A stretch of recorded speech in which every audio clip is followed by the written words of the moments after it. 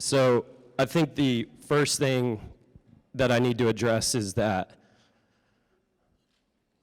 there are so many people in this room and in this building who deserve this. I'm standing on the shoulders of giants, guys. Our administrative team and the teachers in my department and all of the departments in this building.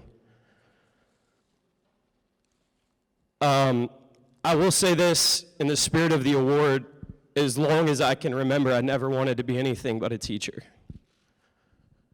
I grew up in a place where male role models are few and far between. Kids didn't grow up with dads, and I was one of them.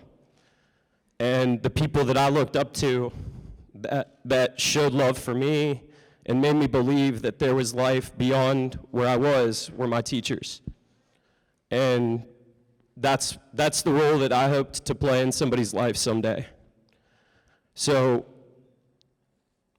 16 years later, here we are, and there's still over 100 kids that are gonna come into my room today, and they're gonna let me try to do that for them.